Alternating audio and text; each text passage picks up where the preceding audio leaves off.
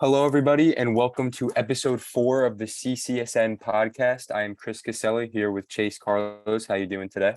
I'm doing awesome. How are you? I'm doing great. Well, we got a lot to discuss today, and we're first going to start with the MLB. We're going to start it off a little differently today. So, we're at the halfway point of August. We're almost at September, and we're halfway through the season. We have a lot of favorites for MVP, Cy Young, that kind of look like they're going to end up being the winner. Like we have Aaron Judge, who I think is a clear-cut favorite for AL MVP. AL Cy Young race, as we discussed last episode, is a little more difficult to evaluate, but I think Verlander at the end of the day is going to win it. NL Cy Young, we have Sandy Alcantara, but the most interesting case, I think, is the NL MVP award. I want to back up a little bit there for a second. Go ahead. For the NL Cy Young, I do think it's Sandy Alcantara. He's been absolutely amazing this season, but a guy that I don't think gets enough credit in this conversation is Edwin Diaz. He has been the most fun pitcher to watch this year, and in a weaker Cy Young race in the NL, I think he's gonna get some votes, and he might not win it. He probably won't win it, but he has been absolutely spectacular this season. By far the best closer in baseball. It's a contract year. Steve Cohen, he's going to give him a blank check, and it's going to be worth it. Maybe not worth it, but he's earned it this season. I don't know about going forward because he's been a little iffy throughout his career as far as consistency wise. But this year, I think he's going to deserve some Cy Young votes, and I want to put that out there. I definitely agree with you, but I think with closers, I look at seasons like Zach Britton or Eric Gagne's season.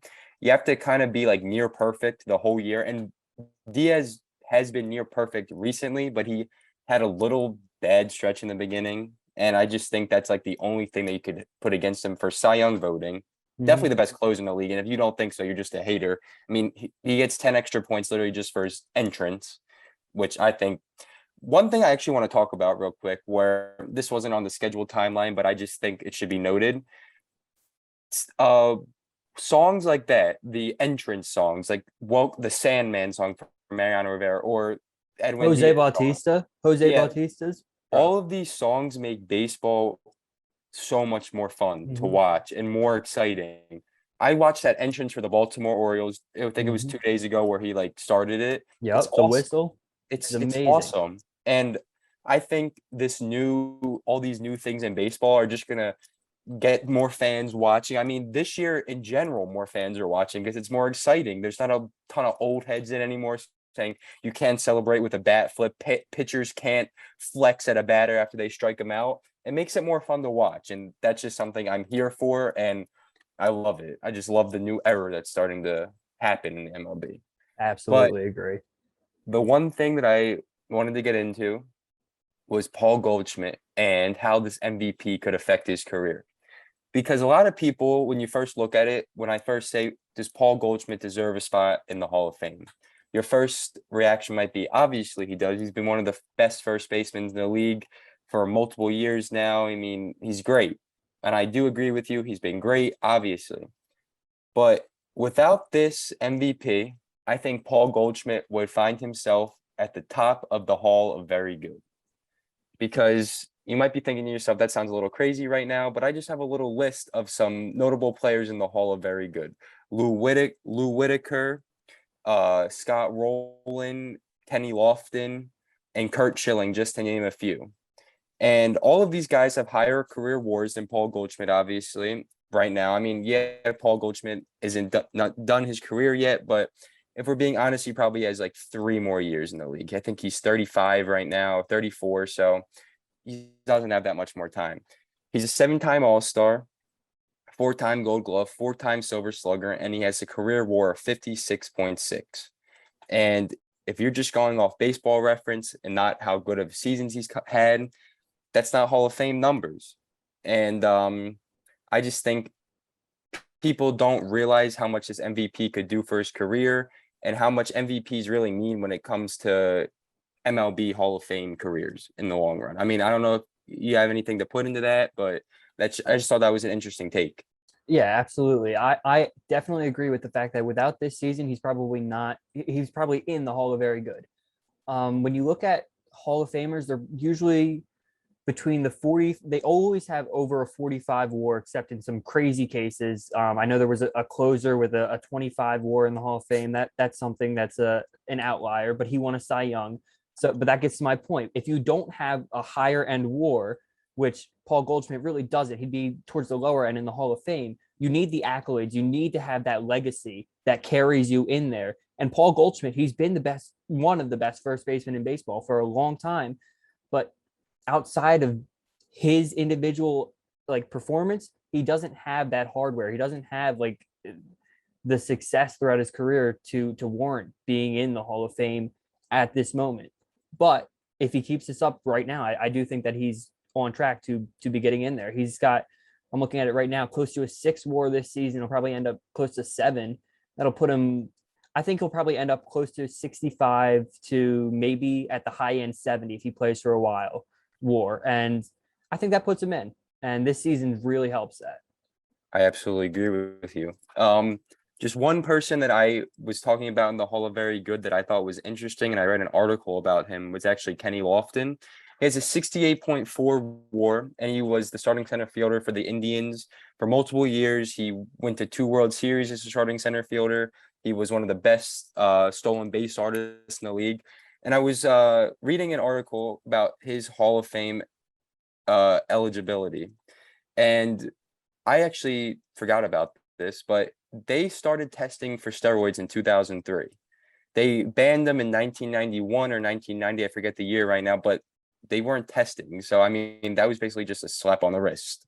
And he was talking about how that ruined his Hall of Fame career because there was tons of people taking steroids and he wasn't. And he said he never did because he thought he was scared about the long-term effect on his body, yada, yada, yada. But I thought that was just a really interesting point. And one thing that I think the Hall of Fame committee has to fix is the amount of people that are on the ballot still that were on the list of people who took steroids. For example, one guy who got in this year, David Ortiz.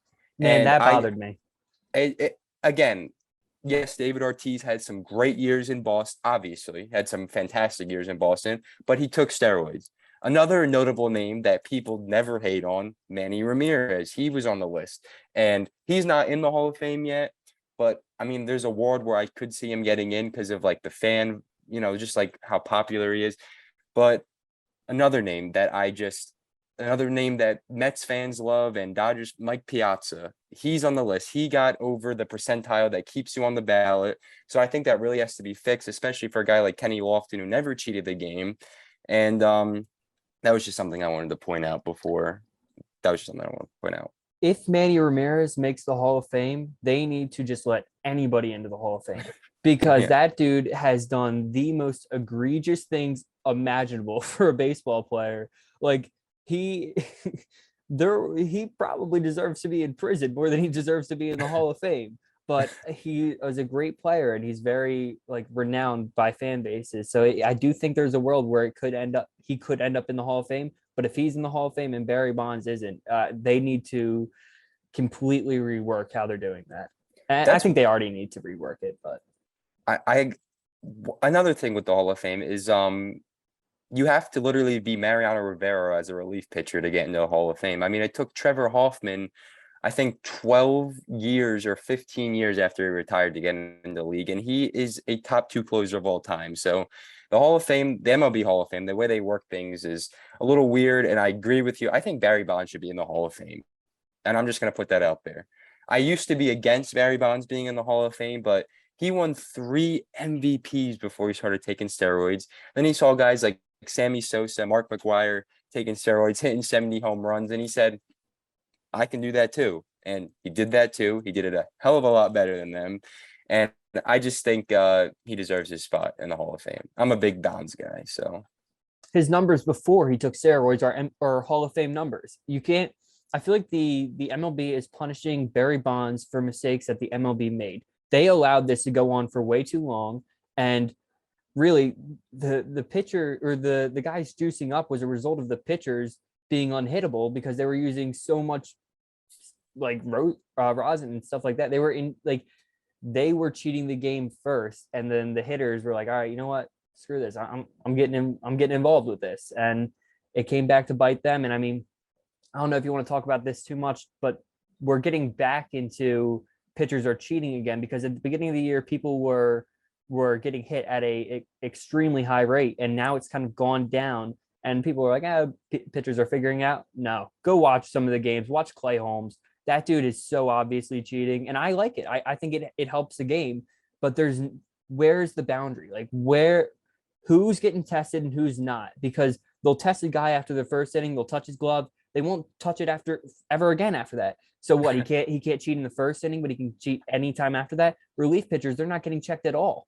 So I don't know really. I think it helps the game, but you have to have like guidelines, and the MLB doesn't have that. So I really think that steroids, like this is what caused steroids the last time, and like we're kind of going through a very similar situation again. And it's fun for baseball. You get to see some crazy numbers and some crazy performances, but they have not figured out a way to make the game very uniform and consistent throughout the different levels and different like eras. And so it makes it hard to judge. Like McGuire hitting 70 home runs, he's not the greatest home run hitter of all time. Like he's not the greatest power hitter of all time, but he was able to hit 70 home runs. And why? Because he was juicing, and he was in an era where that allowed him to do it. So that kind of stuff has to be taken into context, which that goes back to the Hall of Fame too. When you're looking at just bare numbers, you got to take them into context, and that's for all sports really. And sometimes people don't realize that. Well, I was talking about the Hall of Fame and Mark McGwire. Kenny Lofton was actually saying in this interview that there is a list, proven list of every person who said they used steroids or had trace of steroids, and only a few of those names leaked, hence Manny Ramirez, Mike Piazza, David Ortiz. So I'm really interested to see if that list of names ever fully comes out. I mean, I know a lot of people's hearts will be broken because their favorite player of all time probably took steroids, but we'll see. And one thing that I just love about the steroid era, I mean, it saved the game, if we're being quite honest here. I mean, stadiums were selling out because you wanted to see Barry Bonds hit a 500-foot home run. You wanted to see Mark McGwire break the scoreboard. You wanted to see all of this. And, I know obviously you should play the game the right way, but the steroid era 1,000% saved the game. And you're talking about the spider attack and all that stuff. It's so funny because there was so much proof of it. And then before this season, or was it last season? I forget where they started checking. Last season, yeah. Like they didn't care. They knew. They did not care. So I mean, the MLB I think knows what they're doing. They know they're getting more viewership. So I mean, I think there's always going to be cheating in this game, and it's a game of cheating. If we're being honest, I mean that's just one thing you grow to learn as a baseball fan. I mean everybody cheats, and the best ones just don't get caught. I wonder what Astros make the Hall of Fame. Do any of them? I know. I mean, I think Jose Altuve. We're talking about hitters. Yeah. Well, hitters only. Anybody on that team, because they were cheating both ways. Well, Justin Verlander's undoubtedly a Hall of Famer in my eyes. Yeah, I kind of like exclude him from that because he was just a great player on a cheating team, which there were a couple guys like that on that team. Yeah. But Jose Altuve, if you don't think he makes the Hall of Fame, you just hate him. I mean, he's been one of the best second basemen for the past almost 10 years now. I mean, doing what he does at 5'6", I mean, he can still hit 30 bombs. Short king. Pretty damn impressive. Short king's pretty damn impressive. So, I mean, I am way past the Houston Astros cheating scandal, and I like Jose Altuve. So I think he's going to make the Hall of Fame. I just don't think Alex Bregman's going to have the resume at the end of the year and at the end of his career. Go ahead, sorry. Well, I was just going to say he was one of the highest ones cheating on the list. Like his percentage, he was one of the highest. And since then, his numbers have gone downhill a little bit. I mean, he was hitting like 330 at one point with them, and he's not that guy anymore. And he's not. When you don't know a breaking ball is coming, it's a little bit more difficult to hit for power. So I'm not a huge Alex Bregman fan. I think that's the one guy that people might put on the borderline there getting in because he's still pretty early into his career. I don't think he makes it. I think his career kind of starts to go downhill a little bit from here. I think the only starter on that team to make the Hall of Fame is Jose Altuve at the end of the day. I mean, if you're talking about like Carlos Beltran because he was on the Astros, but he wasn't playing. So I mean, I could see him. I mean, he doesn't count though. So that's just another name. But as a starter, I think the only one who makes it is Jose Altuve. And the pitching staff, I mean, I'm not really bringing them into it, but I mean, Garrett Cole, Zach Greinke, and Justin Verlander, I think are all Hall of Famers in my eyes. Garrett Cole. I think Garrett Cole's going to make. I think he's going to make the Hall of Fame. I mean, I don't hate it. He doesn't have the one thing that's going to halt him from making it is I don't think he's ever going to win a Cy Young award because I am a little bit of a Garrett Cole hater, and actually, that was one of my talking points today, and I think it's time to move into that. Is it officially time for the Yankees to panic? I want to stop 1 second because there's one more guy that I wanted to ask you about for the Astros. Carlos Correa. Carlos Correa. I don't think so. I think I have to see a few more. I would have to see a few more years in Minnesota of him being productive because he hasn't been that great this year. I mean, how old is he now? 27, 26? He's 27 with a 37 career WAR, and he's got a platinum glove, a gold glove, 2-time All-Star, Rookie of the Year, and this year he's gotten back up to a 767 OPS. He was pretty rough starting the year out, but he's figuring it out. That's another guy I like. I mean, I know he was like a big name in the cheating scandal. Everyone was like, I hate Carlos Correa. Carlos Correa should be banned. And I think Correa has to put a few more good years up in Minnesota. I mean, be the guy he was in Houston. Because if he can do that, I can definitely see his WAR touching 60s and the 70s. And he's a shortstop. So being a great shortstop for a while is just more impressive than being a great position player, any other position player in my eyes. So I could see it happening, but would I be surprised if he doesn't? And he's just another member of the Hall of Very Good. I wouldn't be surprised, no. But again, talking about Garrett Cole and the New York Yankees, I think it is officially time to panic if you're the New York Yankees. And Yankees fans might be watching this and saying, oh, we're still the second best team in the American League. We still have a great pitching staff. We still have Aaron Judge. Cool. You have 10 wins in your last 26 games. Luis Castillo shut down your offense for 9 innings. The Mariners pitching shut down your offense for 13 innings. They lost 2 out of 3 recently to the Mariners.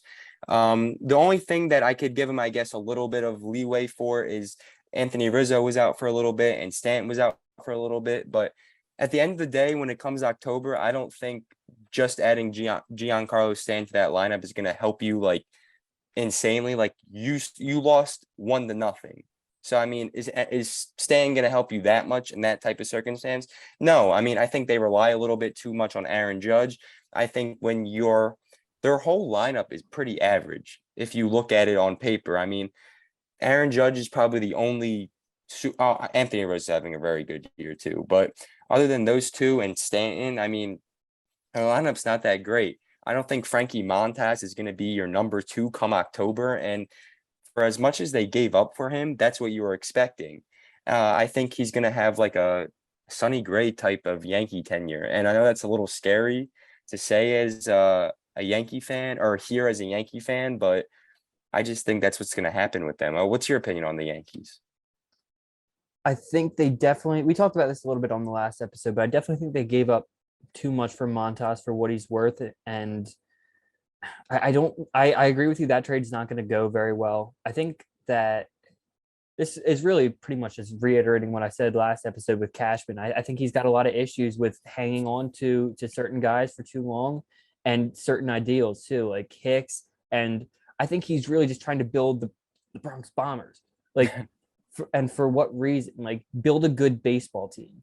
Like, I understand you're in a stadium where you can hit a lot of home runs, but like your whole team doesn't have to be a home run hitting team. And that's really how I feel like they built their team. And again, he's not very lenient and able to change his mindset from where he was. He's not able to bring these guys up from the minors because he's so set on the guys that he brought in. And he's like, yeah, these are my guys. Like I'm running them in the lineup. Like I said, Hicks is going to die in that lineup. They'll never take him out. He could bat 086, which I think he's pretty close to batting 086 recently.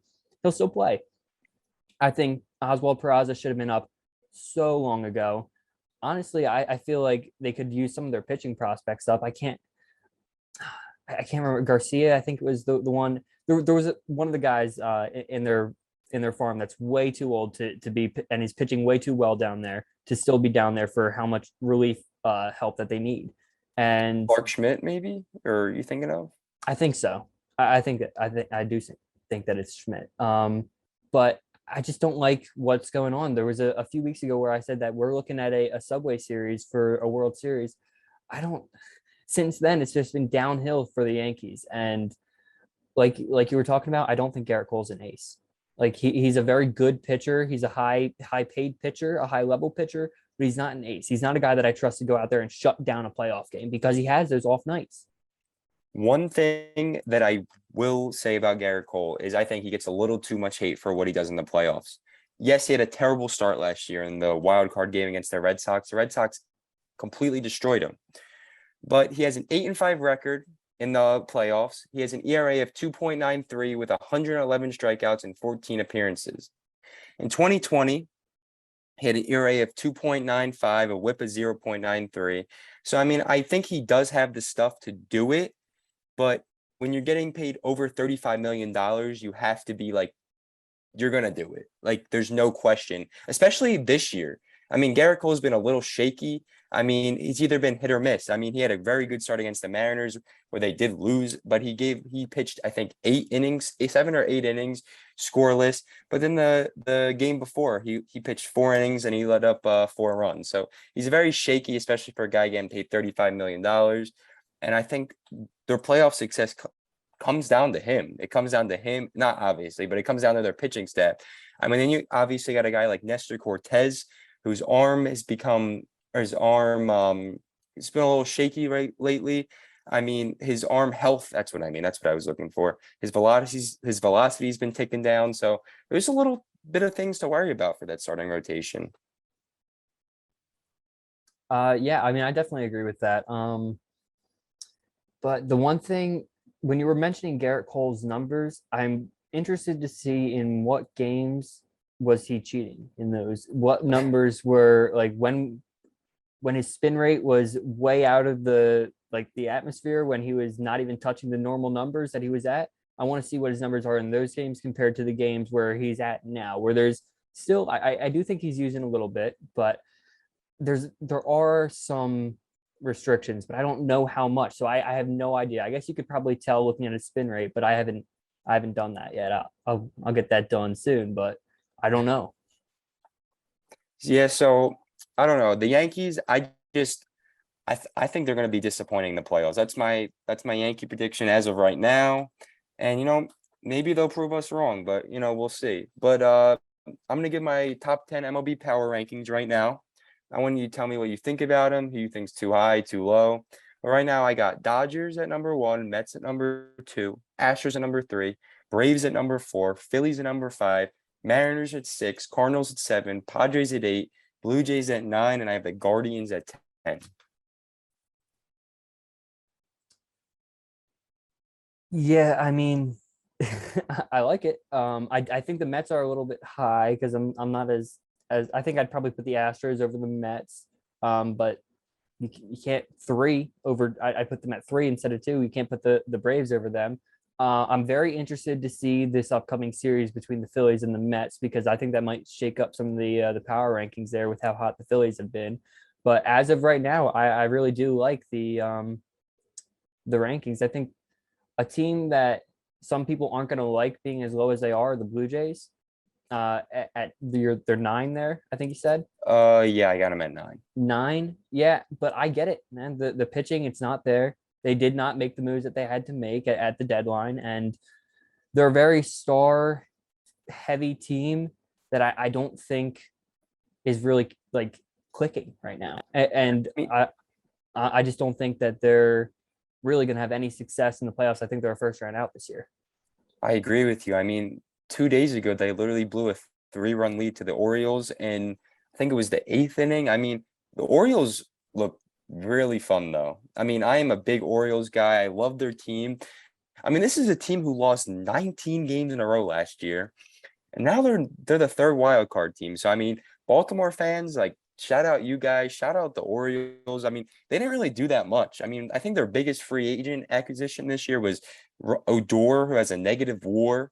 So I mean, this team has just come to play. I mean, I love this team. They're all homegrown. I love Adley Rutschman. I mean, he's a top three catcher in the league. That's insane.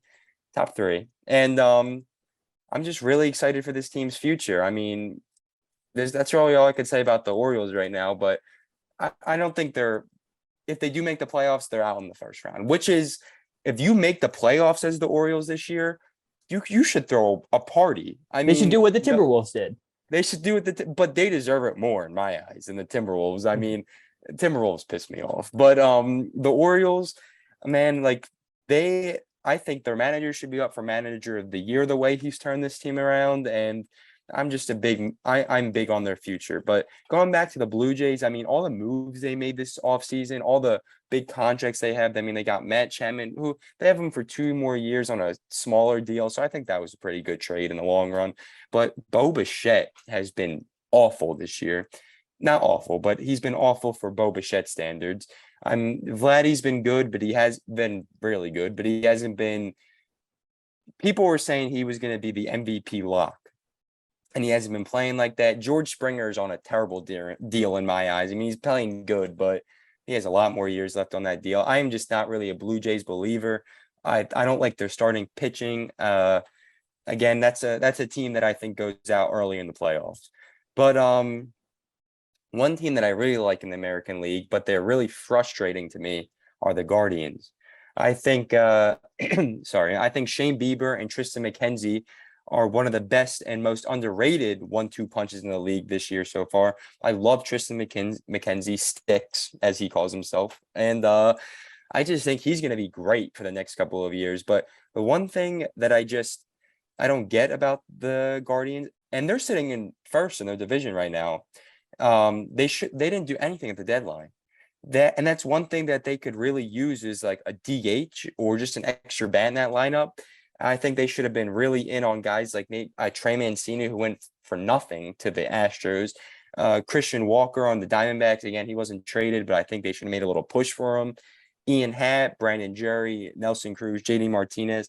Again, I know some of those guys weren't traded, but if you gave up a little bit, you could have got them. So they're just one of those teams where I think their management's not as serious about winning as they should be. And it's just disappointing because you're kind of wasting some of these great players. And that's just my opinion on the Guardians. But you got it. What do you think? Anything at the Guardians? Or I think you hit it like right on the nail when you said the word serious. They are not a serious organization. A serious organization, when you are sitting in first, having a chance to compete in your division and really compete in the playoffs. I think that they've got the rotation and they've got like the bats right now, like at the top of their lineup. They just didn't do anything. And I think that's as a Cleveland fan, they've got to be pissed. I mean, I just don't. It's kind of upsetting because I like the guys on their team. Sticks is one of my favorite pitchers. They should have left him in there for that complete game shutout the other day. But I love Klaus. I love Karinchak. Like, I love their team. They're a few pieces away, and they weren't serious, and they didn't go out and get it, which really tells me long term, this is not a front office that I trust. yeah, I absolutely agree with you there. And it's just sad to see because, I mean, if they were serious about winning, I think they would be higher on my top 10 list. I think if they added a bat or two, they would be a team you got to worry about come playoff times. But I think their lineup for a really good pitcher is not the hardest to shut down. I mean, you have a couple bats that you have to work around, but after like 1, 2, 3, maybe 4, I mean, it's not that hard. It's not that great of a lineup. So it's just a little disappointing. But yeah. Talking about the Phillies, though, I know you mentioned them earlier. I think this Phillies-Mets series is going to be a great one. I mean, the pitching matchups look fantastic. You got Ranger Suarez, Zach Wheeler, and Aaron Nola pitching for the Phillies. You have Chris Bassett, Max Scherzer, and Jacob deGrom pitching for the New York Mets. And these are two fan bases who hate each other. I mean, we could talk about how Keith Hernandez was talking about the Phillies play no defense and how he literally asked for off for that series.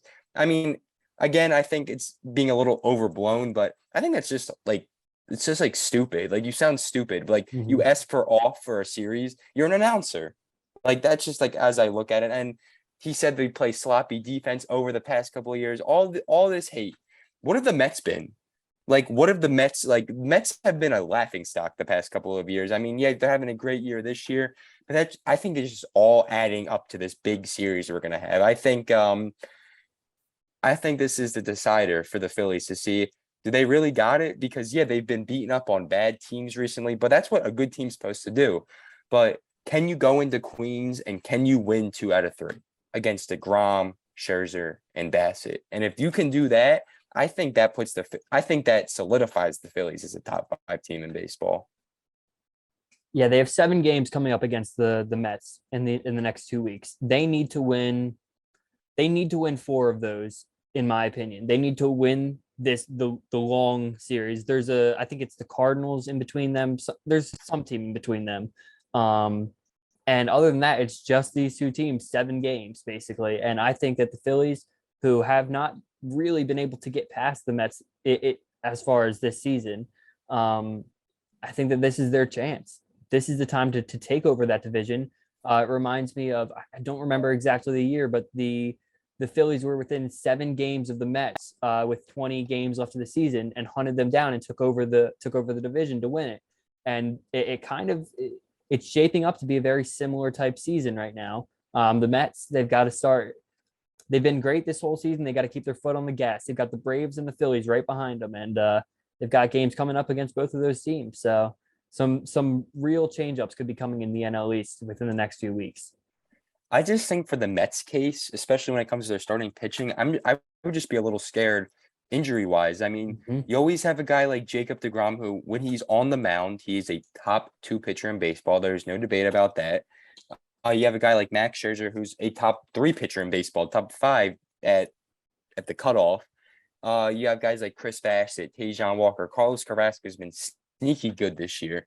But those are just all guys who have had injury history, and you know, 1 or 2 big names go down, and for the starting pitching, I think it's the season's off for them, and they got to worry about that. They gotta stop rushing people back. I think that's what the Mets do, and I don't really get it. I think I think they rushed Max Scherzer back from his injury, and I wouldn't say the Mets rushed him back, but I think he rushed himself back, and the Mets let it happen. So he's been pitching great, but he can still get hurt. So I think that's what it comes down to for the Mets when it comes to the playoffs. Just injuries, staying healthy, and their offense has to produce. Yeah, I'm a little bit worried about DeGrom. If you look at his numbers as far as velocity, it's ticking up so much this season. And coming off of a huge injury like that, an arm injury, that scares me. Like, I don't know if I want him throwing a 93.4 mile an hour slider on average. That's a little bit much. Tone it back a bit. He's throwing his fastball. He's hitting 102, and it's great. It's hard to hit, but he's throwing his whole body out. Look at the way that he's throwing compared to like 2015, 2016, when he was throwing 93 miles an hour on a fastball. He wasn't as great, obviously, but he was pitching longer and he was healthier. And I just worry about that with him, because these guys that throw so hard, they tend to throw their arm out. And like, he doesn't seem to care about that. He's got his song is Simple Man. He's like this, he's got that idea of, I'm like this cool forest dude. Like, I'm just that guy. And I'm just kind of immune to it because, I'm just a man. But you got to keep yourself safe, bro. Like, you got to go out there and pitch. And he's just not really doing what I think he needs to do. And obviously, I'm not some medical expert, but I'm looking at him pitch, and he's throwing his arm out there. You look at the velocity, and it backs it up. So I think there's a lot of validity to being worried about their rotation staying healthy. The funny thing is that DeGrom literally said that he was throwing lighter, and it's just kind of funny because, I mean, like, everything points that he's not. So we'll see what happens with that one. Another team that we mentioned completely lost the trade deadline was the Brewers. And I think the Brewers are on the decline. I think their offense is terrible. Their pitching is still good, really good, but that's just one team I do not trust come playoff time. I mean, the Cardinals are already starting to slowly overtake that division. And I was looking at a stat about the Cardinals yesterday, and they do this every year. They do this every single year. They get hot at the right time, and then they make the playoffs. I mean, it's just funny. It's like the Cardinal way. They get hot after the All-Star break and they never look back. So Cardinals look really dangerous this year. They did what they needed to do at the deadline, and I think it's really starting to show off. They added two starting pitchers. I mean, they have the best, in my eyes, they have the best first baseman, third baseman duo in the league right now. And that can carry you into the playoffs pretty deep. So I think the Cardinals are a big team to watch come playoffs, and I'm excited for them. I worry if they get caught in wild card because I mean, who do they have as their ace right now? Wainwright, which Jack Flaherty. Oh, Flaherty. But even then, like he's great, but like I think there are better pitchers. And when it comes down to a 1-game scenario, when it's a lot of times pitcher versus pitcher in these wild card games, I think the new format pick. this year is 3 games. Is it? For every wild card. They changed it up because it's three teams make it. So I'm pretty sure it's 3 team games this year. Okay. Or 3 games. I did not know that. That's like the one thing I think that teams were kind of addressing more at the deadline. Like a team like the Cardinals, they added 2 starting pitchers. So they said, like if we have to pitch 3 games, we got 3 guys we can kind of rely on, I guess now. So that actually changes my opinion about them because they, like you said, they are a very consistently good offense with great players at a lot of positions. So I like what the Cardinals got. I do think long term, if they want to be a contender more than just an exciting team making the playoffs and making a bit of a run in the playoffs, I think they need to add another pitcher this offseason because as we were talking about earlier, Goldschmidt's kind of coming down towards the end. But I don't know how many years he has left. I think they have to add like a true ace because Jack's been great, but he's also been like very injury prone. And you can't have your ace be that injury prone. And that's just how it is. That's just facts. I thought they were going to add Max Scherzer this offseason, but then the Mets decided to give him $100 million for 2 years. So that threw that out the window. But I'm interested to see what the Cardinals do this offseason. They got a couple questions and they're smart. So they'll figure it out. They're one of those front offices that always know how to get it. They're like the San Antonio Spurs of the MLB to me. They're just one of those old teams that just know how to do it. But I think it's time to switch to the NFL. And I am very excited about the NFL this year. I think their preseason actually starts tomorrow. So the big thing tomorrow is Desean Watson is starting for the Cleveland Browns. What's your whole thing about Desean Watson? What do you think should happen? Should he be able to start? Should he even be able to step on the practice field? Give me your take. I understand why he is based on the NFLPA and the whole way that they set up the system. But if I had to give my opinion on it, Desean Watson should never step on a football field again. He should not get paid a dime of that money. What he did was it was predatory. It really was criminal. I understand there will be the comments, oh, he didn't get charged criminally. How is it criminal? If you don't already understand that, I'm not going to turn this into a law podcast and go over that. So I'm just going to take it from the NFL standpoint. He is a complete disgrace for your brand. You never want to have a guy like that even representing your brand in any format, not like much less getting $50 million a year, the highest contract in NFL history. You do not want that publicity as the NFL, which is why Roger Goodell, I tweeted out, this is a legacy season for Roger Goodell. And it's really a joke. Is, though. It's a joke, but it is. Like, this is his legacy on the line. You cannot have your NFL run by Desean Watson. And that's kind of what they're giving him. A 6-game suspension literally would cost him about $500,000, and it would just cost him 6 games against, I don't even know. They're playing some pretty bum teams to start of the year. I know they're starting with the Panthers. Okay, he's missing a game against the Panthers, man. It's a slap on the wrist to Desean Watson, what they're doing right now. And I think that they need to be looking for the indefinite ban and he should not play this season. He should not see a dime of that money. The Cleveland you Browns are a joke. did you see that Desean Watson's team literally was disappointed that they got even a game suspension? They I said that knew that was disrespectful. I And like, knew that something was going on the second I got the ESPN notification that the NFL was offering 10 to 12 games and Deshaun Watson's camp was countering with 6 to 8 games. That doesn't seem how an investigation works to me. It's not a negotiation, it's an investigation. And that comes down to the NFLPA is really the big bad here that nobody talks about. The NFLPA is the reason that it's happening like this. And the Players Association gave the players in this situation too much leverage. And that's what we're seeing right now. And it's not fun to watch for anybody. I'd hate to be a Browns fan right now. It's incompetent management, and the only team that would be stupid enough to do something like that is the Browns. yeah. And the sad thing is, a lot of Browns fans are defending him like it's like their own child. Or that's not even like, he is a quarterback. You don't know this guy. He's getting paid $50 million to play for your team. The only reason he went to Cleveland, I'm sorry, Cleveland Browns fans, is because he knew that whole contract was guaranteed. And am I wrong here? But he took them off his list originally. He was down to the Panthers, and there was one other team I forget right now, or maybe it was the Falcons too, that he took a meeting with. But that's the only reason he's in Cleveland. And I think it's kind of sad that people act like what he did was just didn't happen because he's a good quarterback and they wanted to be the quarterback for their team. And I mean, it really shows like the true colors of a lot of different people. Again, as you said, I'm not really trying to get into like the whole political part of this or the law part of this, but it's just kind of weird too, like the whole stance on it.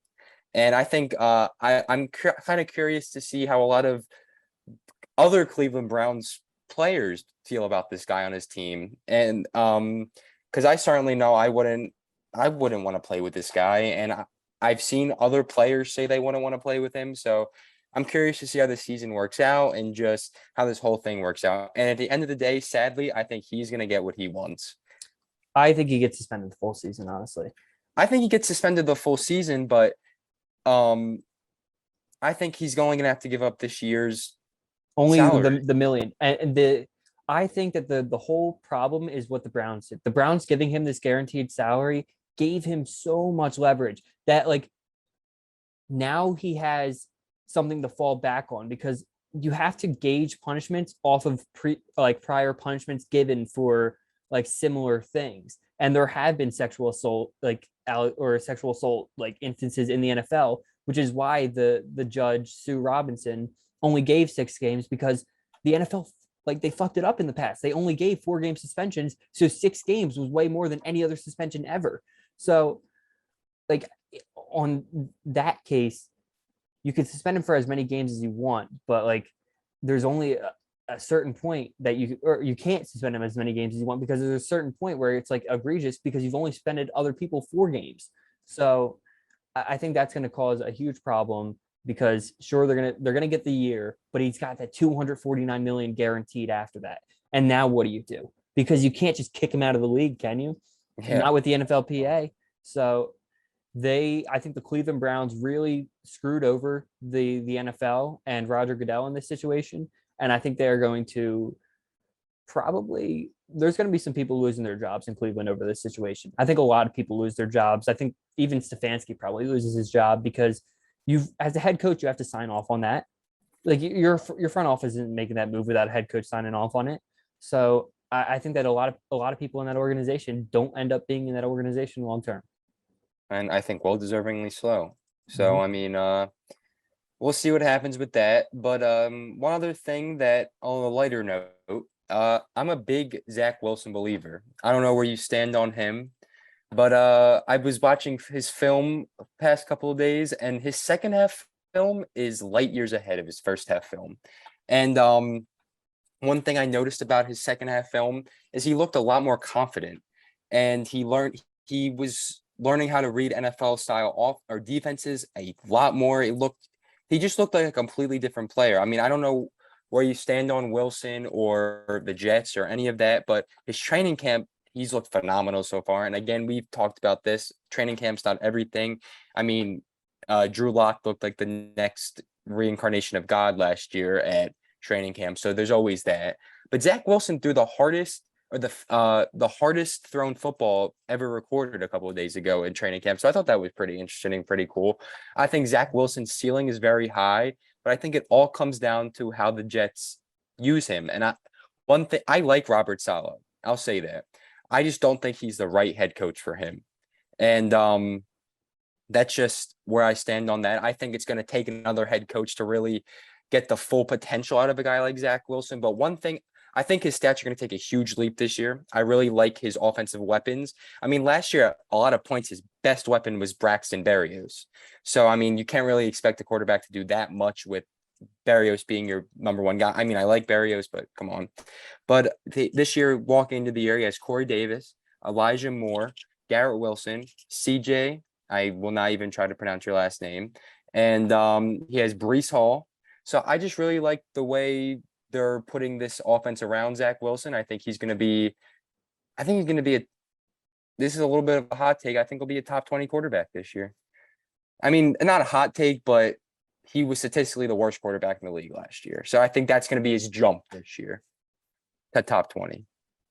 Zach Wilson has all the tools imaginable. He is one of the most athletic quarterbacks. He's got one of the stronger arms in the NFL. I agree. It comes down to the coaching staff around him and the development staff around him. He doesn't have like the best placement on outside balls. He doesn't have the best footwork at times. He does tend to bail on pockets on occasion. And I think those are fixable things. Sometimes people are like, oh, well, you could just fix anything. No, there's some things where you just come in and you can't fix that. But I think those are real coachable things, but you have to have the right coach to do it. And I think Robert Saleh, as you said, is a very good coach. I think that they need a better coordinator staff because, I mean, last year with it's Shanahan's brother, correct? Is their offensive coordinator. He was spending time up in the booth calling plays, and Zach Wilson wasn't very comfortable with that. He had to call him down, ask him to come down and work with him a little bit. So Zach Wilson, he's not a finished product. He's got all the tools. He was taken number 2 overall for very good reason, but he's not there yet. And the Jets went all defensive minded with their staff. It really comes down to that Shanahan Wilson connection, but who better than the Shanahan family to develop an offensive player? So I do think that there is a lot to work with there. It just comes down to that connection and the pieces they're putting around him. I love Joe Douglas is one of the better general managers we've seen in the NFL in the past couple of years, as far as flipping players for assets and draft picks and then using those draft picks to draft good players. He's playing Madden out there. So I like what Joe Douglas is doing. I like what Zach Wilson puts on the table physically, but the tape, it's not there yet. You were talking about the second half tape, like he was a completely different player.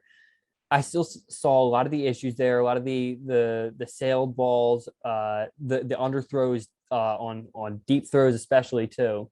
So there's a lot to work on with it or work with him, but he's not there yet.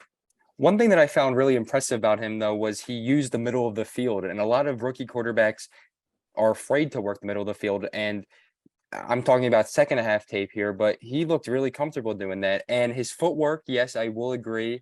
He definitely has to work on it because when he would take a step back, it's kind of like you're giving up on the play and you can't really fire the ball forward. But one example I'll use was against the Houston Texans. I mean, he got sacked on the play before. He went back to the sideline. He regrouped himself and threw a fire over the middle for a 35-yard gain. So, I mean, as you said, I think he really has the tools. And I just think I just really like where he is at right now. I mean, he looks really confident. I've been watching him in training camp. Again, I think it's a little hard to use training camp on to your defense, but I am a Zach Wilson believer. I think he will be a top 20 quarterback, and that's just how I look at it. I think the weapons are just fantastic for him this year, if I'm being quite honest. I think Hall's going to help a lot on that whole thing too. I mean, when you have Michael Carter as your running back one, it's hard. And Michael Carter won me a lot of games in fantasy last year. I love Yeah, Michael Carter. he's a fantasy god. I guess you could give him that. I guess you No, could give him that. I like Michael Carter as a running back, but not as a running back one. I think he's got a good role on third downs. I think he's a better Clyde Edwards-Helaire in my opinion. I think he runs like Dalvin Cook. He he's quick with his feet. Just watch him run. He takes like 5,000 steps every 3 yards. I don't know how he does it, but his feet look like they're moving so fast. It's a very shifty style of running, but it comes from, I guess, him just being so short. And Darren Sproles, like, I think he's got a good role in this league. I think that's going to be a very good 1-2 punch, Hall and Carter going forward. You're talking about Clyde Edwards-Helaire. When is it time to start talking about the running backs that the Chiefs passed up to draft him? He is slowly turning into, I hate to use the word, but I mean, this is his year to prove it. I mean, I think if he does nothing this year, I think it's almost time to start using the word bust. I mean, he was a first round pick. And again, running backs going first round, I will never be a fan of that. But he was drafted over guys like, I think DeAndre Swift was drafted after him, J.K. Dobbins, Cam Akers, Zach Moss, I guess you could say, Jonathan Taylor. So there were a lot. I think all those guys, other than maybe Zach Moss, I would have over Clyde Edwards-Helaire. I don't know. I think Jonathan Taylor is maybe the only one that I like over Clyde Edwards-Helaire there. I mean, Really? DeAndre Swift, he's all right, but I think DeAndre Swift has a lot of the same issues that Clyde Edwards-Helaire has. He was not getting, if he was this good, very good running back, he would have gotten these touches last season. Behind that good offensive line in Detroit, they would have given him those touches, but he got out carried by Jamal Williams, and he was more efficient. Jamal Williams was really. I think DeAndre Swift is just a guy that people love because of his fantasy output and his draft position in the NFL draft. He has not really been that great as a pro, and I think that Clyde Edwards-Helaire and him are very similar production wise and talent wise. I think if you flip their situations, I think they produce about the same. I like Clyde Edwards-Helaire, I think, more than most people do. I think that he had a rough first few seasons, and it happens when you're not getting consistent touches behind an offensive line that it really isn't that great. That Chiefs offensive line, it wasn't that great. You had Patrick Mahomes, who's great. That doesn't make the offensive line great. He was able to make it look great in the passing game, but you can't do that for the running game. And I feel like he's going to have a better bounce back season this season with a better line, more competent management, I think, than previous years where they were just kind of doing whatever and just kind of winning because they had Mahomes on a rookie deal. But now they actually have to figure stuff out. And I think they're doing a good job there in Kansas City. I'm not that high on Kansas City this year, to be honest with you. I don't really like, and as you said I don't really like Clyde Edwards-Helaire that much. I don't think Kansas City wins that division by any means. I don't like their defense. I'm going to agree with you when it comes to Kansas. I don't think Kansas City is top 2 in their division. I think Kansas City is going to burn you this year. Kansas City is going to they're going to win their division this year. I will literally bet on this after the podcast that they will win the division. It's the hardest division in football, but that's the best team, and they've been the best Chargers, team in the NFL. I think, will win the division. I think they're deeper all around. I think their defense is 10 times better than the Chiefs' defense. I mean, the Chiefs lost their number one guy on defense in the Honey Badger, and I just don't see. I love their additions. Their additions on defense. They added Reed. They added Karlaftis. They added Reed. They added Trent McDuffie, who I thought McDuffie was one of the better corners, and they added him. They added somebody on the interior too of the D line. I can't remember his name right now, but they improved their defense. I don't think that the Tyreek Hill loss is as much as people think. I loved Sky Moore, and I think that adding Juju Smith-Schuster gives that offense a different. It's not going to be the same as it was with Tyreek Hill, but I don't think it's going to be much worse. Patrick Mahomes is still going to lead the best offense in football. He's still the best quarterback in football. Travis Kelce's still there. I think now they're just going to be able to work the middle of the field more with a more protected offensive line. I think they're going to be able to run the ball a little bit better with a better offensive line and better intermediate players like Travis Kelce and Juju Smith-Schuster, while you still have the dynamic ability of a guy like Sky Moore to take the top off the defense, to break the defense open. They still have Mecole Hardman as well, who's another guy who can take the top off the defense. So I don't like him, but he's a speed player. So I think that Andy Reid, Patrick Mahomes connection, as long as that's a thing, they will always run that division. That is their division. It's been their division for the past 3 years. This Chargers, every single year that I've been alive, the Chargers have had the best stars in sports, and they've never been able to do anything with it. So until they can even make the playoffs, I'm not going to write them in as beating the Chiefs, who have won a Super Bowl in the past few years and have made it to another one. And the Raiders, it's the Raiders. I love the Raiders, but they're not better than the Chiefs. And then the Broncos, I don't like Nathan Hackett. I think that the Broncos have a very tough year. Not a very tough year, but they're not going to reach expectations.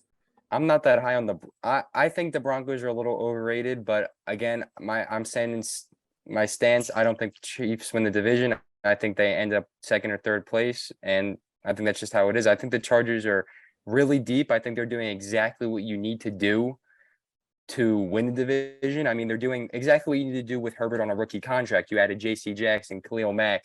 They had a decent draft. I just think it's their year this year. I'm not a Brandon Staley guy. I think he gets overhyped because he's had a very great quarterback. Yeah, I mean, I could understand. I think he took a little too many risks last year. I could agree with you on that. Way too much into analytics. Like there's a time and a place for analytics, but you got to have that football IQ. Yeah, and I think he lacks that a little bit. And you saw that a couple times where dude just kick the point, kick the extra point, or kick the field goal, and he wasn't really that guy. I think those are things that you could grow as a head coach. I mean, he was a rookie head coach last year, and I think he's going to grow a little bit with that this year. But a player that, again, as we're talking about rookie contracts and all that with Herbert, I think, what's his name? Raekwon Smith. Where do you think he's going to end up? I think he stays. He is his own agent. I saw that, yeah. He is kind of like doing this whole thing himself.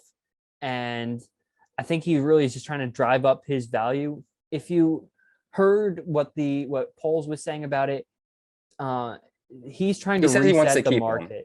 Well, Roquan Smith is trying to reset the middle linebacker market. And Poles is basically saying, like, well, that won't be good for anybody. Like, nobody's going to get paid that. Like, no teams are going to do that for a linebacker, which is really a replaceable position. Nobody wants that, but they do want to keep him. So he's owed $9 million this season. I think he's going to play. He's not going to sit out and let that money just get fined against him. It's his rookie contract.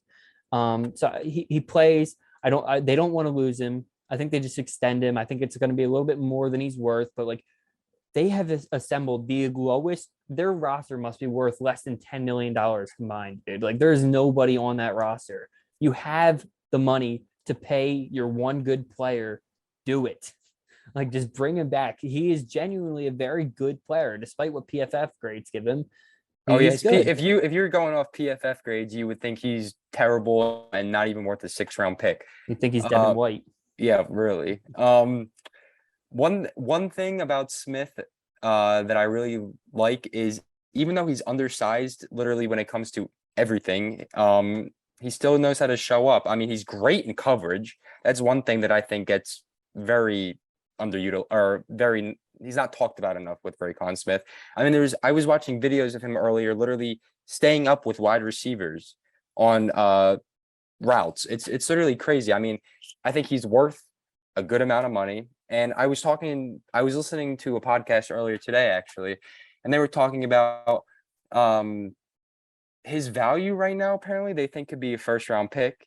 And I don't know if I'm ready to give that up for Raekwon Smith, to be honest with you. I'm not really giving that up for an undersized guy who's going to be asking for a lot of money, and especially a guy who is looking to change the market. So I think there's realistically only like 3 teams that would call for him. And as you said, I think he's going to stay with the Bears, but a team that I could just really see making a call for him are the Cowboys. Yep. Mm-hmm. I think it makes sense, to be honest, and I could just see them really overpaying him and then they would say that he is the best linebacker in the NFL football if he was on the Cowboys. So I could just see that happening. I just remember But Leighton Vander Esch being talked about as the best linebacker to ever touch a football field when he was a rookie, man. Those Cowboys fans, they will die for anybody. Because he looked cool. He had the his whole shoulder pads, thing. yeah. And by Madden, you would think he's the best linebacker of all time too, because he ends up being like a 99. But yeah, I think the Raekwon Smith thing is kind of just like bluff, and I think he's gonna just end up getting paid, and no one's really gonna talk about it anymore after he gets. They're gonna be, oh, Raekwon Smith got extended. Bears still suck. So I think that's what it's gonna come down to. But we were talking about our top 10 wide receiver duos last episode, and I have a little bit of a hot take. I think Alec Pierce and Michael Pittman could be around 10th or 11th at the end of next year. I really like Alec Pierce. He has all the tools to be a really good wide receiver in this league. He's 6'3" and 212 measured right now. I think he adds a little more weight to that. I really like his route running. He reminds me a lot Jordy Nelson. Yeah, I think Jordy Nelson, but he reminds me a lot of Cooper Kupp too. I think he can be really utilized a lot in the slot. And I just really like him. I think the Colts, I think they're going to win the AFC South, because I think the AFC South is the most pathetic thing I've ever seen for a division. But I really like Alec Pierce. I really like Michael Pittman. I think Pittman's going to have another really good. They're both really young too. I mean, Pierce is a rookie, obviously. Pittman is 24 years old right now, I think. So I think that duo is going to be really good for years to come, though. I just really like Alec Pierce. I absolutely agree with that. But the one thing that the Colts have not been able to figure out is the quarterback position. It's 3 years or 4 years, 4 different quarterbacks since Andrew Luck has left. All right. So it's been Phillip Rivers. Nope. Or Jacoby Brissett, Rivers, Wentz, and Matt Ryan. Yeah. And I'm not a huge fan of that at all. Not any one of those quarterbacks am I a fan of. I mean, Phillip Rivers fine in the early parts of his career. Same thing with Matt Ryan. But you're getting the shell of them. You cannot go 4 years with this roster, one of the better rosters in football, with just a Matt Ryan level quarterback, a 38-year-old Matt Ryan level quarterback. You've got Michael Pittman's a very, very great deep threat, and Matt Ryan just can't throw the ball to him deep anymore. Like, I don't understand exactly why they're building the team the way that they are. Like, if you're going to bring in a quarterback, don't bring in a mid-level quarterback. Do what the Rams did. Go give it all. I feel like they should have been in on like Russell Wilson or a guy like that. Exactly. Russell Wilson, it would have been perfect. And from what I heard, he was looking at houses out there, but they weren't willing to give it up. They weren't willing to give up all the extra pick equity, but it's going to cost them long term, because I like Pierce and I like Pittman. Those two are wide receivers. They're going to have to get paid. Wide receivers get paid so much right now. You have Buckner, who's worth a lot of money. You have Quentin Nelson, who's worth a lot of money. I forget, they paid Darius Leonard, didn't they, this offseason? Yeah. And it was a lot. You've got Braden Smith, who's one of the better right tackles. You've got Jonathan Taylor, who's going to demand a huge contract. So much money. He's going to get way too much money for a running back, but it's because he's put out the production, and you're wasting the years on a cheap team with a cheap team, when realistically, what are you trading? Who did they spend their first round pick on this year? Was Kwity Paye this year or last year? That was last year. They had like the worst draft. So you're spending a first round pick on Kwity Paye instead of taking a chance and going out and spending on an actual quarterback. And I guess that was what Carson Wentz was, because they gave up a first for Carson Wentz. But why Carson Wentz? There's so many better options on the market. The Phillies, the Eagles were trying to get rid of they were literally begging anybody to take Carson Wentz, and they gave up a first round pick for him. That was the steal of the century by Howie Roseman. Absolutely. And it doesn't get talked about at all, but like, they got a first round pick for Carson Wentz, the worst quarterback in the NFL, on one of the worst deals in the NFL. And I think that what's his name? I can't remember the Colts general manager. He's on McAfee's show all the time. Whatever. But he just does not know how to judge quarterbacks. They lucked into Manning and Luck back to back. And other than that, which they got both of those players with the number 1 overall pick, other than that, they have never been able to evaluate quarterbacks and have just been trying to ride the coattails of end of quarterbacks' careers. And that's not a way to build a franchise. So, like you said, they win the division this year. They don't go any farther. And it's kind of sad because I feel like that offense with a guy like Russell Wilson, or as you said, like Matthew Stafford, like that's a godlike offense. Like imagine like Russell Wilson on this great offensive line. You have Jonathan Taylor in your backfield. You have Alec Pierce. You have Michael Pittman. You have all your weapons. But no, your general manager, as you said, wants to take Kwity Paye instead. And you want to take Carson Wentz's huge contract. So it doesn't really make any sense. And as you said, and as we both said, they're going to win the AFC South. Yeah. And then they're going to be a first round exit. And that's just really who they are. I'm going to give a prediction right now that they don't win the AFC South. I think that the Titans win. The Titans, like, I don't like the Titans, but I could see what got worse from the Titans between the two seasons. And this is a team that just had the 1 seed. So you're telling me that they're going to go from the 1 seed to basically missing the playoffs with this pretty much the same exact roster, except for AJ Brown is replaced with Traylon Burks. I just think, I mean, I guess you could say, I mean, that's a toss between those two teams, but I'm just saying either of those two teams, whoever wins that division, I just don't see them as a Super Bowl contender at all, either of them. So I kind of, whoever wins the division, cool. That's just basically the way I look at it because it all comes back down to quarterback play. I think Ryan Tannehill's contract is so dumb. I even when they signed it, that's just the way I look at it. I mean, Titans win it, cool. Colts win it, cool. But I think they're both first round exits. That's just the way I look at it. I mean, I do really like the Titans defense though, if I'm being honest. I like their front. Yeah. That's really it when it comes to them. I like their safety duo too. I think they got one of the better safety. Oh yeah. You're right. Their defense is, again, as I said, I think it all just comes back to quarterback play. And can you trust Ryan Tannehill? No, it's going to come down to because they both. I think Tannehill and Matt Ryan are at this point kind of similar quarterbacks. I know Matt Ryan's a much better quarterback for his career, obviously, but yeah, at this point they're both getting up there. Who's the better rushing team? It's Derrick Henry or Jonathan Taylor? Who's the better running back? Yeah, that is true. And I think Ryan Tannehill's 34 already. Man. Yeah, he's old, man. Yeah, so I don't know. I mean, that 1 year he had when he came in as Mariota's backup and he won comeback player of the year, made the Pro Bowl. That was pretty cool, if I'm being honest. But that's really all it is to me. But I think that division is such like a doesn't really matter division, and no one's really going to be taking any of those teams that seriously. So we'll see what happens though, because hey, I mean, I don't think anyone was really taking the Bengals seriously last year, and look what happened. Completely different, but look what happened there. So football is great like that. But yeah. Ready to move on to NBA? Right. Yeah. I'm ready to move on. All right.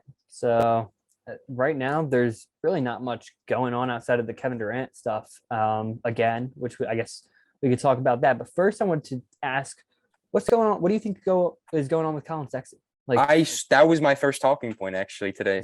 Really? I wanted to bring that up. Yeah. Colin Sexton's situation is like one of the weirdest situations I've seen in the NBA.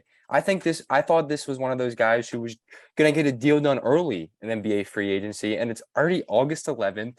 There's really no noise about it. I mean, the Cavs offered him that like small deal in the beginning of the year. Insulting, not in the beginning of the year, in the beginning of free agency. And there's just been nothing else. And I think he's a guy who like you add to a contending team and he just adds so much. Even the Cavs, I think they're making a mistake. The one thing I guess you could see from the Cleveland Cavaliers is they're kind of waiting for the LeBron stuff to happen because they still have that in the back of the rear view mirror. They think, hey, he doesn't re-sign this year, we have a shot. So I guess you could say that, whatever. But I don't know. I think you should go with Colin Sexton if you're the Cavaliers. I really like him. I think they're making a mistake. I don't think he's that much worse than Jalen Brunson. Like, I agree. I don't know that there's that much. And Brunson those are the Knicks. So but that's the point. Like, how is Jalen Brunson the second free agency started? He signed the biggest contract imaginable for a guy like that. And Colin Sexton's a similar level player, and he's just sitting there. He's got the qualifying offer on him. So I think that no matter what, he's going back to Cleveland now because nobody else is offering on him. But I'm shocked that a team didn't come in and say, hey, Colin, 4 years, $80 million. What do you say? Like, I'd do that for Colin Sexton if I was a team trying to like rebuild a bit with and had some cap space to spend on a younger player that's a flyer the in free Pacers. agency, like the Pacers. Yeah, I could just see like that like that was just like the first team that came to mind. But interesting, you're talking about Brunson and Sexton. I think Sexton has like I do like Jalen Brunson, but I think that contract was so stupid and just overpaid. But honestly, I think at both of their peaks, I would take Colin Sexton. I think he has a way better defensive game. He could be a way better. He's shorter. They're both short guards. Brunson definitely has a better offensive game, but I don't know. I really would take Sexton over Brunson at the end of the day. And if you're seeing Brunson get $100 million deal and Sexton's still sitting here on August 11th, not signed, I think that's just kind of crazy. yeah. I don't really get it. I guess Sexton, he controls the floor a lot better, or Brunson, he's a better floor general, which I guess that translates long term in the NBA. But I mean, not by much. I watch both of these guys pretty consistently, even back to Sexton's high school and Bama days and Brunson's Nova days, because I was a big Nova fan. I don't see that much of a difference. And looking at the two of them, I've always thought that Sexton's the better player. And I guess I agree with you. And I guess maybe it's because of the injury thing, but I think that was just like It a wasn't little even that weird bad because of an injury. it wasn't that bad of an injury. And I feel like there's been multiple players in every single sport where they don't play a year because of injury and they still get a big deal or get signed or whatever. And I think it's just very weird, the whole Sexton situation. And he deserves better. I mean, when he was on the floor, he was the heart and soul of that Cavaliers team. He always put in 100%. And that's a guy, as a GM, I'd be like, I want to pay this guy. I think he's going to be a contributor. Yeah, I mean, I understand them giving him the Cavs, especially giving him 3 years, 39 million, because you only have two max spots. If you pay him the 20 million right now, you'd have to let one of Garland and Mobley walk down the line if it's still Sexton under contract. What I'm most concerned, or what I'm most confused about, is the fact that no other team has stepped in and been able to like say, hey, look, like the Cavs, if they don't value you, then whatever, we do, because you're a good player. You average 20 points per game in the NBA, 20 and like 20 and 5, I think it was, in the NBA, and on decent efficiency, you've got a role. And I don't understand why teams aren't willing to do that to him. I think a lot of people look at it like Devontae Graham and how he got paid after putting up like high numbers in Charlotte, but the efficiency is very different between the two. Devontae Graham, if I remember, was shooting like 37% from the field, putting up 17 points per game. Devontae Graham is a prime example of just garbage stats, in my opinion. And I mean, like I liked Devontae Graham back then, but he was putting on good stats on a very bad team. I mean, that's one thing about really bad teams. You're always going to have that one guy who puts up pretty good stats on your team, but you're still going to win 13 games. And that's just how it is. I think that's Devontae Graham. And if people are really putting Colin Sexton, Devontae Graham level, I think that's just completely disrespectful to Sexton, because I think Sexton could be a key contributor to a winning team. And that's just, I'm very I loved him in Dallas. That would be all. And I think Dallas, that could be your Brunson replacement. That was a really good point right there. I was actually looking at the Mavericks roster a couple of days ago, and they don't have it still. I still think like, yeah, they could make the Western Conference Finals because you have Luka Doncic. You added Christian Wood, which is a pretty good pickup, but it's kind of like whatever, like you don't have your second star to me. Christian Wood's not your second star on an NBA Finals team, and I don't think Sexton is either. But I think that really helps you out, and that's a really good point. I would really like to see that happen. Yeah, I think that the Mavs are doing a huge disservice to Luka right now. They haven't got him anything to work with at all. He's been working with a lineup of like Maxi Kleber.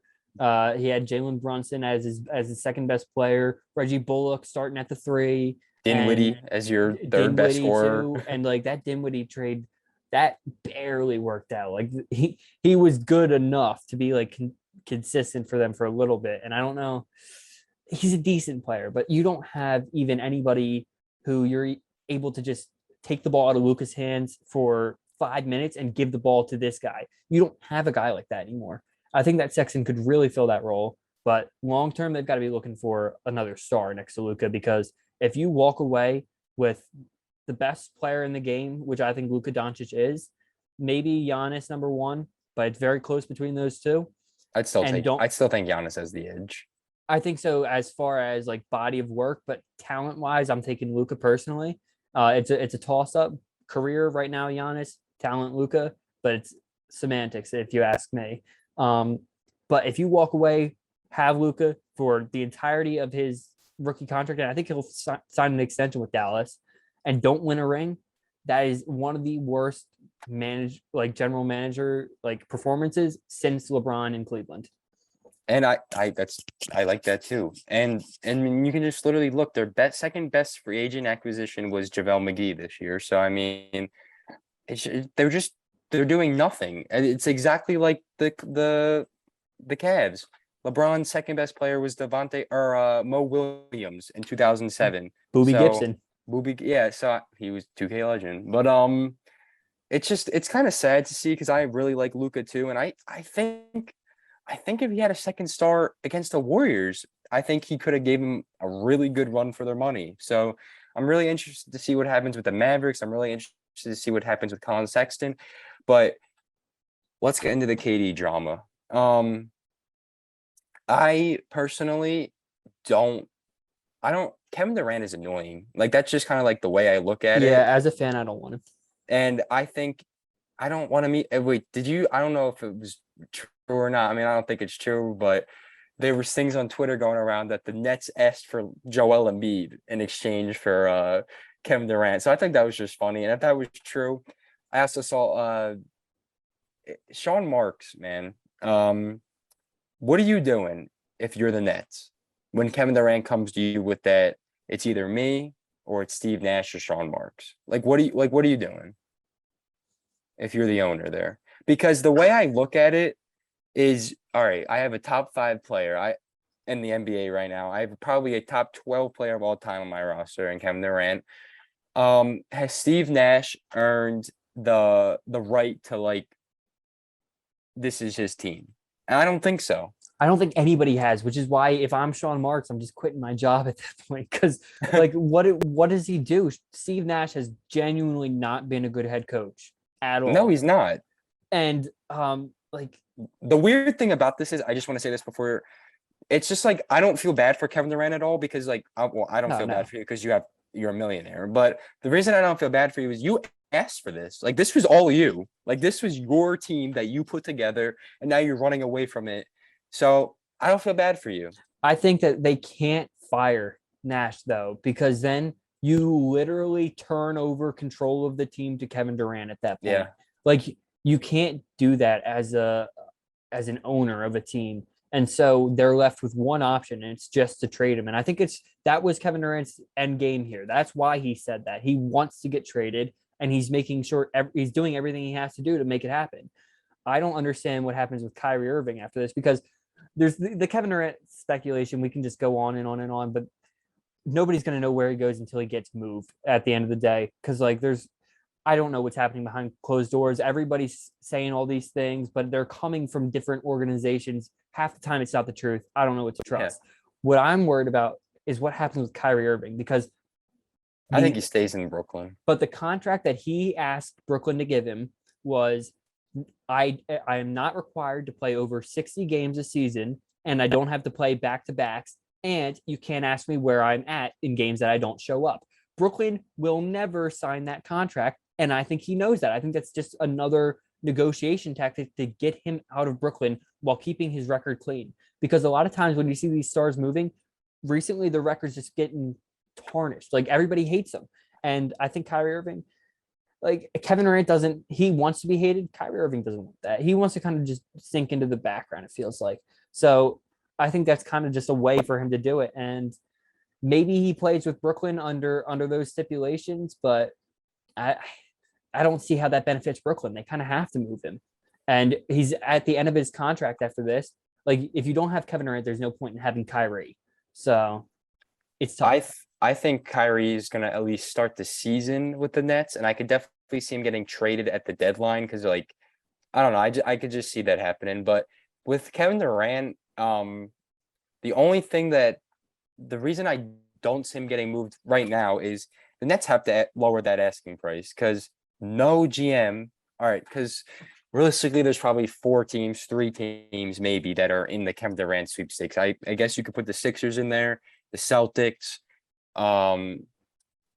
maybe like the Trailblazers, I guess. But whatever the Nets are asking for, and everything that's come out, it's too much. And apparently Kevin Durant wants to play with Marcus Smart, if he gets to the Celtics, which I think is just like funny. Like, you want to go to the Celtics, play with Marcus Smart, like that's your big thing. And I would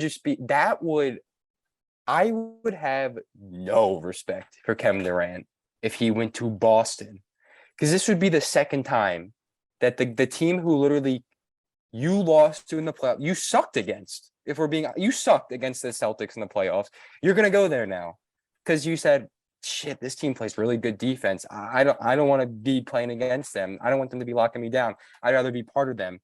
You know, I was talking about this. I think it was like episode 2 or episode 1. Like, you know what? Like, I get Kevin Durant. Like, you don't have to be like loyal to every franchise you play for, but you signed this extension. You did all this. You did all that. I just it's kind of just like embarrassing at this point. I feel like, because if your number one team is the team that beat you, I don't know, man. No one's gonna respect you, and the trash talk you get is gonna be hilarious. So just prepare yourself. That's all I got to say about Kevin Durant going to Boston. But the Sixers, I don't see it. I think Tyrese Maxey. I think the Sixers know what they have in Maxey. I think fan base would riot if they traded Maxey. So I don't really see that happening. It's just so weird because I don't think any trade makes sense for like any team, if I'm being honest. Well, a holdout doesn't benefit anybody either. So it's not going to go into the season, I don't think. So he gets traded, and it just comes down to what the best offer on the table is. It's not the Nets, the Nets are going to have their asking price as high as the world can even like imagine for right now, because they're just going to wait it out as long as possible. And it makes sense. I like the idea to wait it out. It's going to give, if you still want to compete because you have no first round picks and you're going to have to get some talent back, you're at least giving whatever team gets Kevin Durant less time to gel. So there are some benefits to waiting it out. I think that's really what's happening right now. And a lot of people are like, maybe he's not getting moved, maybe this, maybe that, maybe he's going to hold out. That benefits nobody. Like, I don't see him holding out at all, to be honest with you. I think I don't see that. Well, he won't play for the Nets either. It's a very weird situation, and I'm excited to see what happens with that. But I think at the end of the day, if I had a gun to my head and people say, "Where do you think Kevin Durant's going to end up?" I really think it's going to be the Celtics, and because I think I think the Nets would be asking the Sixers for Maxey, and yeah, I mean the James Harden, Kevin Durant, Joel Embiid trio, that would be really cool to see, but I don't know. I just don't see it. I don't see them giving up Maxey, and I could see the Celtics. I think it's Phoenix. Mm-hmm. I don't. I was actually, this was another talking point. Where the Suns stand right now, I'm just so over them. But if you add Kevin Durant to that team, I guess I could be all back in. But I guess a team of Chris Paul, Devin Booker, Kevin Durant, and then I don't know who would be the 4, but then DeAndre Ayton. Yeah, because you couldn't trade Ayton, could you? With because he just got signed to that extension. That was kind of what I was thinking the main trade piece would be. And I don't, they have Bridges, a bunch of firsts, but the Suns were, their general manager literally said, I don't, like, in quotes, I don't give a fuck about first round picks. That is what he said. So look, that is a team that's got the motivation to go do that. They've got some of the pieces like Bridges. You're willing to give up Bridges, Shamit. I'm willing to give up literally. I don't know what else I got, man. Like, Johnson. I guess because you can't get Cam Johnson, that'd be funny. But I guess if you can't give up Ayton, you're not gonna give up Booker. They're not gonna ask for Chris Paul. So I mean, like, realistically, if I'm the Suns, like, I'm giving up anything they want, because I don't think any of those guys match Kevin Durant's value, obviously, at all. But that's the other thing. How many first round picks would that take, though? Because I think that the offer that the Suns would have to do would be Bridges, Johnson, another player, and 3 or 4 firsts. Do you think that gets it done, though? Yeah. Because who's your third player? Shamit? Anybody. You could literally throw, it's the first that matter. They don't Yeah, care about the player. Bridges and Johnson are enough, but I think you're not going. No team is willing with the Stepien rule. You can't offer more than 3 or 4 firsts. So there is a limit in the NBA. If teams could, they would trade every first round pick they had imaginable. But the Stepien rule stops that. So they're gonna have to, maybe it's 5 first round picks and they just make it pick swaps. But I think that they're the only team with the equity to do it and the means to get it done outside of the Celtics. And the Celtics, I like, if they were to break up this championship roster to bring in Kevin Durant right now, I don't think that puts them any better. I think that would be really stupid. And as we said, like, I wouldn't be scared of them, but I just think they have the best offer, especially if the Nets are like trying to first of all, I think if you trade Kevin Durant, I think you should just go into a full rebuild mode. If I'm being quite honest, like if Ben Simmons, Mikal Bridges, Cam Johnson, like, what's that going to get you? I just don't really like that. And I just think you should go into a rebuild mode if you're trading Kevin Durant. I don't think any team that you could assemble is going to be a finals contender. So it's going to be really interesting, but I don't know. I think I mean, I do get the Suns for the Kevin Durant point of it, but I don't really get the Nets point of bringing in like Bridges or Cam Johnson, because those are just guys you're going to end up paying to be in a team that isn't really a finals contender. I mean, yeah, you do get 4 first-round picks out of it, but if I'm the Nets, I would rather take the Jaylen Brown, and I'd rather have like 2 first-round picks instead of 4 or 5.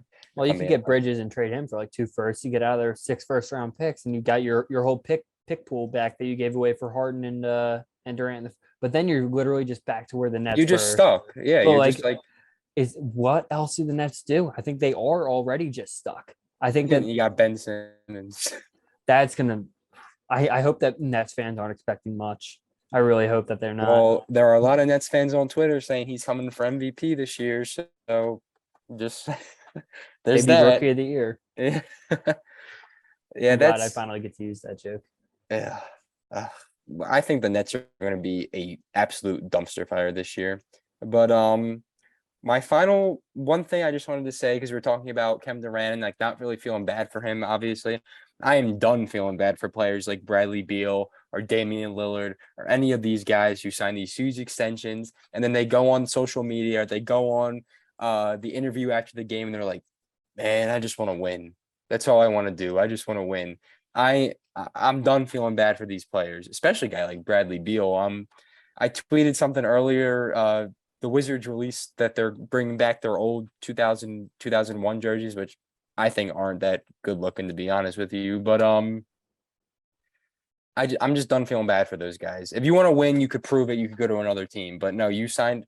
And the thing is, though, like, I get it, because if I was in Bradley, yeah, like, because if I was in Bradley Beal's situation, like, I'd probably take the money too. But like, I'm not going to feel bad for you anymore at the end of the day, because if you wanted to leave, you could leave and you'd get less money, but you'd still be on a contender. So that's just my last point. Yeah, Kevin Durant, I think there's 2-3 teams he could end up on. But I'm really excited for when that happens and we talk about that trade and the breakdown about that.